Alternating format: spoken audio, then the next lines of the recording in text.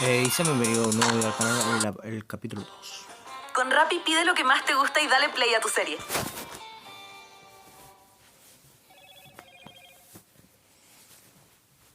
En esta noche muy especial, por favor.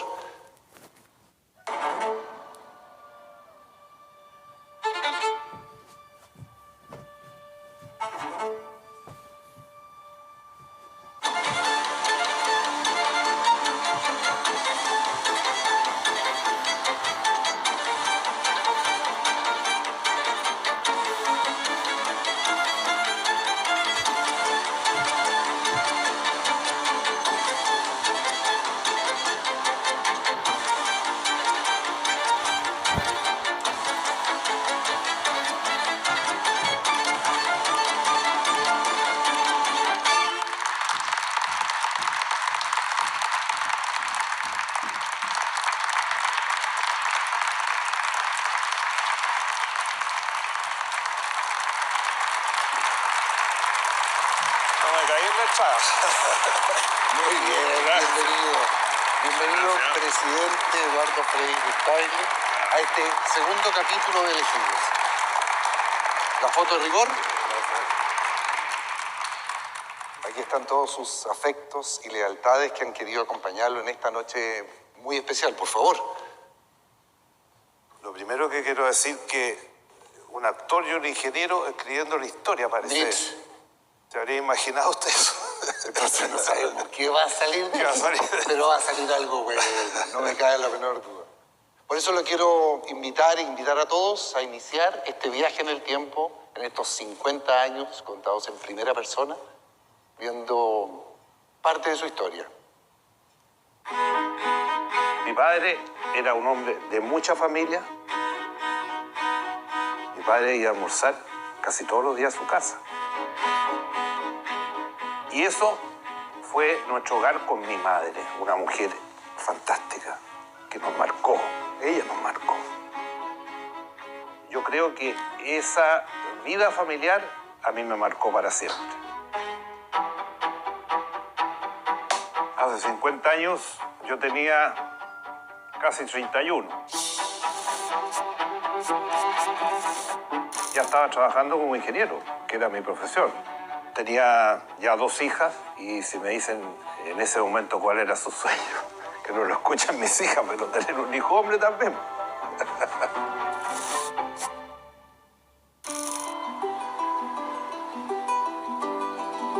Una época difícil de este país. Nosotros como pareja pensábamos formar una familia, construir una familia como haya sido nuestra vida familiar en cada una de nuestras familias. Yo con mi padre, ella con sus padres. Construir una familia y proyectarnos en el trabajo profesional en ese momento era lo más importante.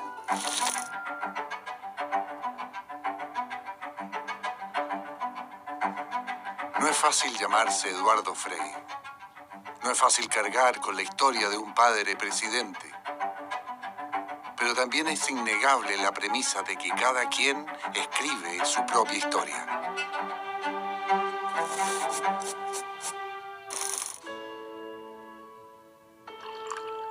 A veces la cotidianeidad de la vida impide proyectar el futuro, pero sencillamente es el destino el que te elige para ser parte de la historia. Por ese entonces, Eduardo mira la política de reojo.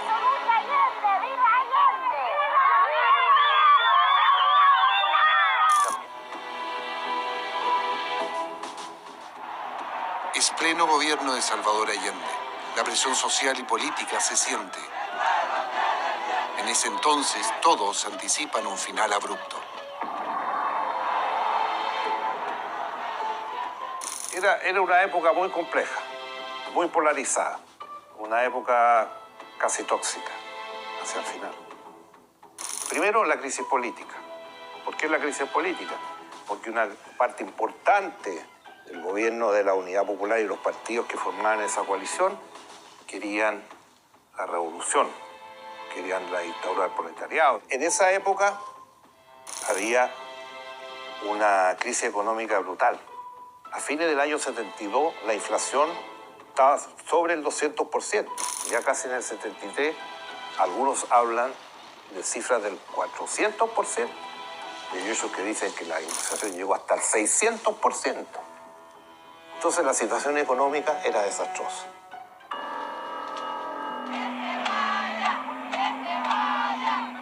El gran responsable de la crisis fue el gobierno y los partidos de la Unidad Popular.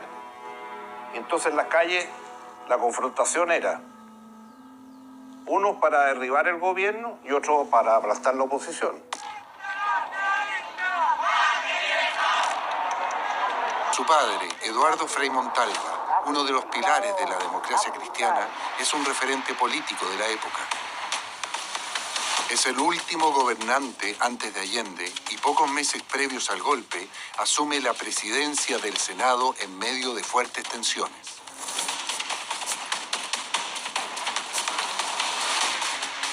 El rumor de una intervención militar es grande. Las conversaciones con su hijo Eduardo son constantes por esos días. Paradojas políticas. Frei Padre genera incomodidad tanto en la Unidad Popular como más tarde lo hará en el gobierno militar. Frei era seguido por todos lados. Era asediado. A Frei le decían que hacía negocios con la carne, que tenía negocios de carne. ¿Te acuerdas las micros verdes que había en ese tiempo? Unas buses verdes chicos que había. La llamaban las marujas, decían que todos esos buses eran de mi mamá. De ese tipo de rumores. Muy dañinos. Y hacían las peores cosas. Las peores cosas. Y eso se dio también en la época de la Unidad Popular, que Frei era insultado en la prensa violentamente, prácticamente todos los días. Porque tenía una postura frente al gobierno. Democráticamente, él siempre ejerció sus cargos democráticamente elegidos. Se acerca el día que marcará a Chile para siempre. La familia se halla en pleno cambio de vida desde Rengo a Santiago. Mientras se encuentra en una nueva casa, Martita se instalará con las niñas en Viña del Mar. El día 11 de septiembre de 1973 llega cuando Eduardo está lejos de sus mujeres, viviendo temporalmente en casa de unos amigos. El Palacio de la Moneda deberá ser evacuado antes de las 11 horas. De lo contrario, será atacado por la Fuerza Aérea de Chile.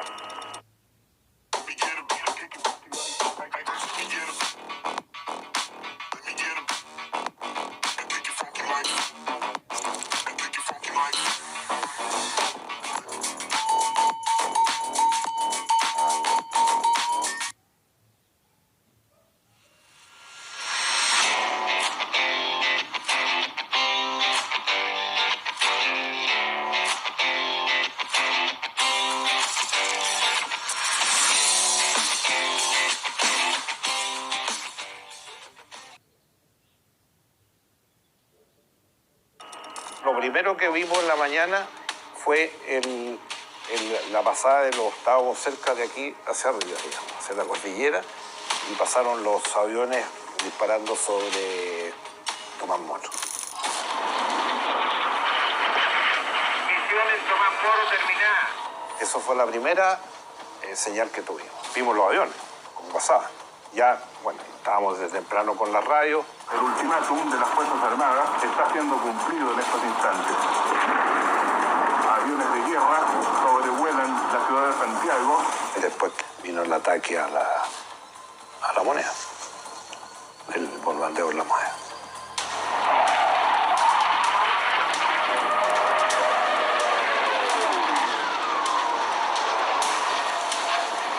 Nuevamente los Fokker Hunter lanzando sus cohetes hacia el Palacio Presidencial. El relato vivo, el acontecimiento vivo en que cruza el cielo los aviones, las balas. Es increíble que tenemos en estos instantes. Nosotros estamos Precisamente en este instante el fuego se intensifica. Nuevamente los Fokker Hunter.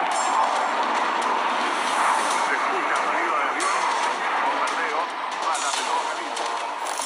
Y ahí la sensación que tuvimos en esos momentos era muy desoladora. ¿Qué iba a pasar? ¿Cuánto va a durar esto? ¿Qué viene para Chile en un ambiente tan tóxico como habíamos dicho? Y así fue.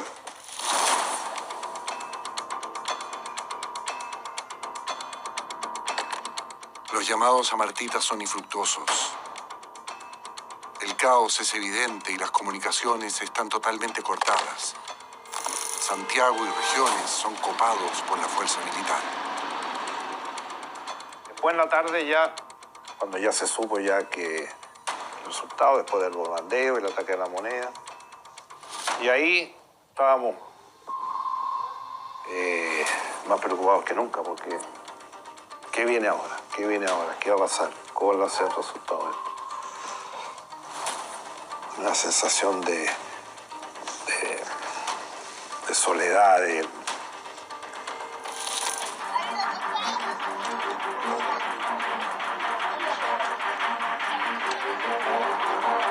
Para el país entero son días difíciles. La Junta Militar de Gobierno asume el poder bajo la idea de mando supremo de la nación. Una voz y un personaje encapsula el poder.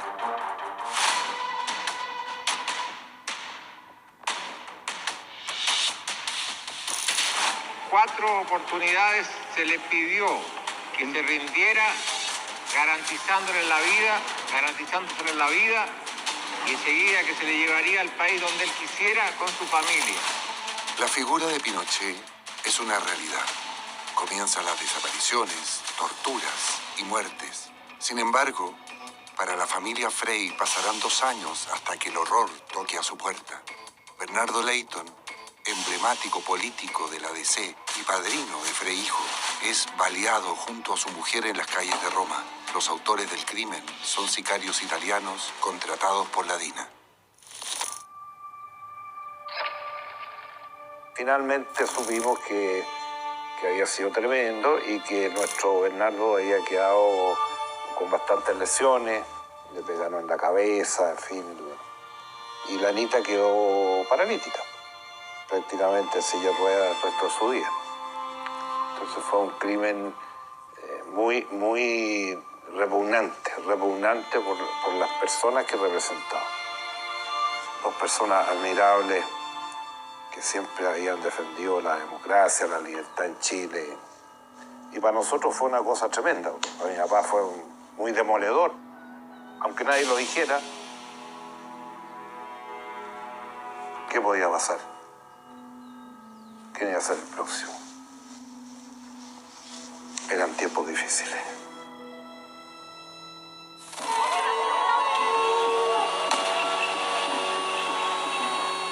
La familia Frey se torna una opositora a la dictadura.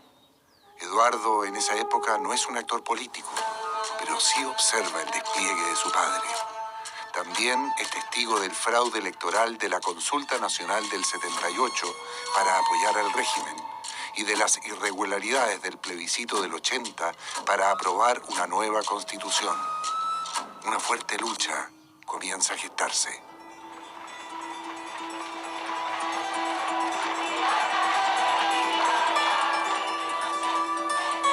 Imposible pensar una elección, fue un espectáculo internacional que dimos. Imagínate tú, sin registros electorales, con las autoridades, te cortaban el carnet, porque no había registro de nada. Y todo lo manejaban ellos. Entonces, en ese cuadro, se da el discurso del Caupolicán. En agosto de 1980, el Teatro Caupolicán es el ardiente escenario del único mitin político autorizado por la dictadura. Un hecho inaudito en el contexto de una campaña electoral donde la voz de la oposición ha estado prohibida. Frei Montalva es el principal orador de la noche. La esperanza de Chile no tiene el nombre de una persona. La esperanza de Chile es el pueblo de Chile. Líder indiscutido, tiene la estampa y el peso suficiente para atreverse a llamar públicamente a votar no a la Constitución de 1980. Un texto redactado por el propio régimen y que le asegura el mando de la nación a Augusto Pinochet por al menos 8 años más.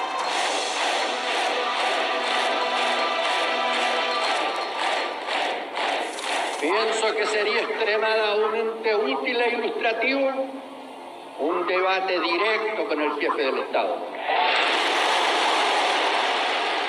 Y el discurso de mi padre, que fue relatar lo que estaba pasando en Chile, dar a conocer públicamente la cantidad de personas fallecidas, detenidos, desaparecidos, etc. Han pasado 7 años durante los cuales se ha pretendido erradicar toda oposición y toda amenaza al orden, entre comillas. En un momento dado, una de las excusas que daban, bueno, no podemos volver al pasado, porque Frei dice que vamos a volver al pasado, vamos a resucitar a los muertos que fueron asesinados, vamos a resucitar a los detenidos desaparecidos. ¡Qué ficción tan absurda! ¿Qué país del mundo puede ser retrotraído años atrás? ¿Van a resucitar los muertos y los desaparecidos? Entonces fue de una tensión comunicaria impresionante. Yo decía, ¿qué nos va a pasar a la salida? Tengamos valor, fe, esperanza en Chile.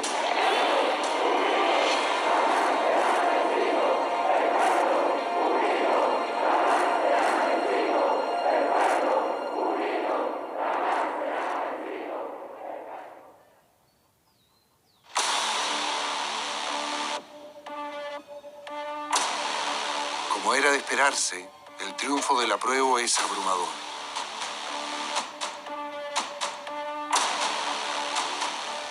Y ya es evidente en qué lado de la vereda están los Frei.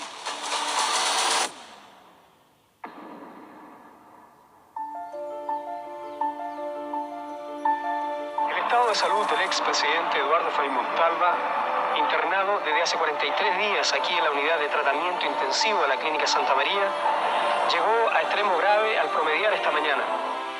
2 años después, la muerte abrupta de Eduardo Frei padre, tras una operación de rutina de una hernia al hiato, sacude a la familia y a todo el país. Que descanse en paz.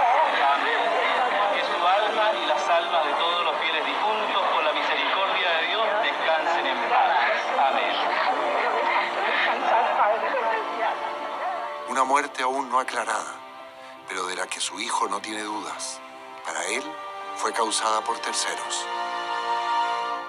Mi convicción, a esta altura, después de todo lo que he visto, de todas las investigaciones, de todo lo que leí, de todas las conversaciones que tuve con los médicos, de todas las conversaciones que tuve con Mencho Madrid, yo estoy convencido que a él le inyectaron elementos en pequeñas y pequeñísimas cantidades para que no se pudiera detectar, elementos para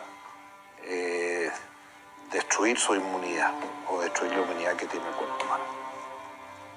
Porque en otra forma, él era un hombre que estaba perfectamente, tenía 71 años cuando entró a la clínica, no tenía ninguna enfermedad de origen.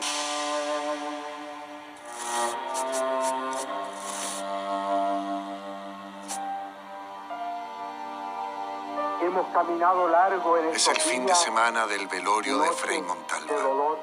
Miles de personas en la Plaza de Armas quieren entrar a darle el último adiós al expresidente. Pero dentro de la catedral se desarrolla una historia que muy pocos conocen. La Junta Militar quiere hacer un funeral de Estado y la familia se resiste. Los problemas comienzan desde que el féretro llega a la catedral y los militares retiran la bandera de la democracia cristiana que lo cubre. Serán los jóvenes del partido quienes encontrarán una ingeniosa salida a la tensa situación. Fueron tales las peleas que sacaron el ataúd desde la catedral a un patio que estaba al lado de la sacristía. Y ahí cosieron la bandera de la DC, la flecha roja, la cosieron con la bandera chilena. Bueno, y ahí empujones, patadas, qué sé yo. Finalmente llegaron de nuevo con el féretro adentro de la catedral y el día que fue la primera ceremonia tenían a 2 oficiales de los que le rendían guardia adelante para que no se viera para que taparan, digamos, la bandera. Pero ahí fue Un día fue espantoso, el sábado.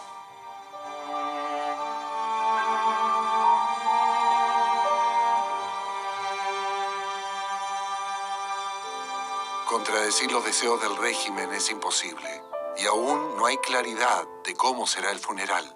El clima es tenso y teñido de tristezas. Es entonces cuando la figura del cardenal Silva Enríquez resulta clave. Finalmente, el cardenal me dice, ya, hablaron varias veces con el cardenal del gobierno y con las personas que había nombrado nosotros como familia y la EC para negociar también. Ya tengo la solución, me dijo. Vamos a hacer 2 ceremonias. Una va a ser en la mañana, que va a ser la ceremonia oficial. Y la otra va a ser en la tarde para que el pueblo de Chile despida a su presidente. Así me lo dijo. Y ahí se cerró el tema.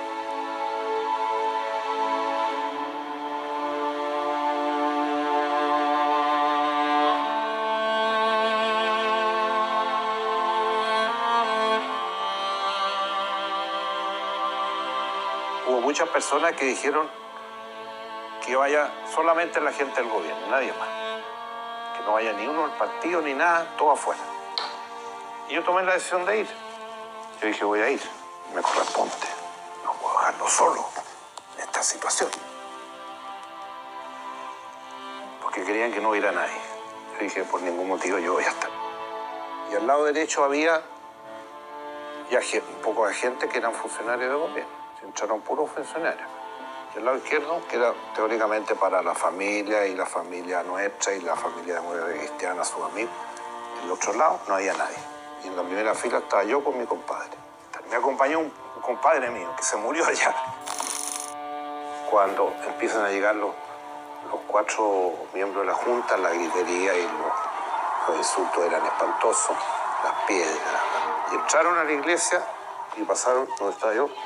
Ni un pésame, ni una mano, ni una cara, nada. El único que se acercó cuando terminó la ceremonia fue Sergio Fernández, que era ministro del Interior, para darme las condolencias de parte del gobierno.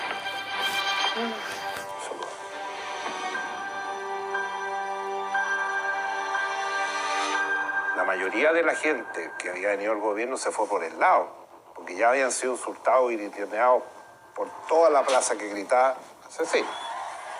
Entonces empezaron a salir por el lado, ¿no? Y cuando se abren las puertas salgo yo con mi compadre y ahí la plaza se derrumbó. Gritaría, pero minutos de minutos que yo estuve en la plaza mirando a la gente. Y en la tarde vino la otra ceremonia. Más gente todavía. Y ahí el cardenal hace su discurso impresionante, espectacular. Ha muerto uno de nuestros jefes, un hombre que señaló rumbo, que expresó los grandes anhelos de nuestro pueblo, que dirigió los destinos de la patria como presidente de la República. Todos los presidentes cuando mueren le ponen cureña. No le pusieron cureña al presidente Frei. Le pusieron un jeep.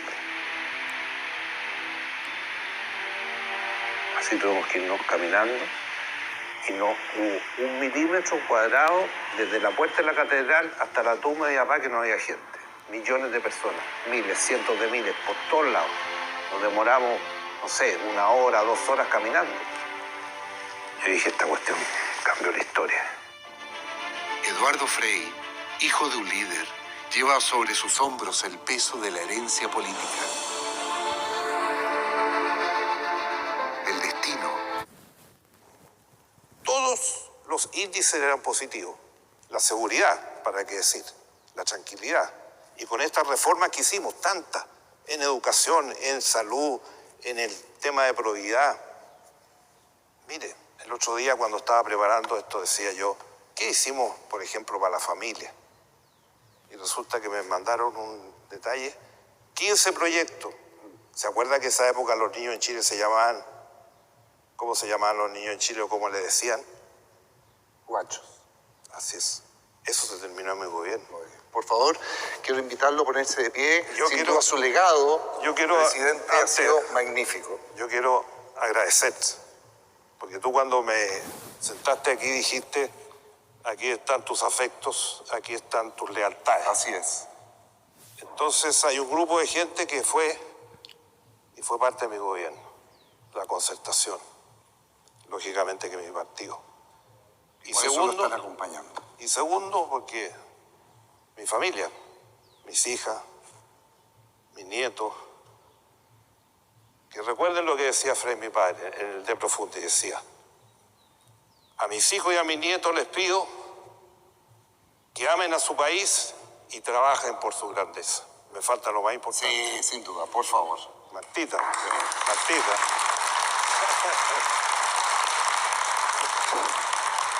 Como te dije, yo le dije a ella que se casaba, ha sido leal, ha sido comprometida, apoyadora. Y además hizo la pega, porque su profesión la llevaba para el lugar.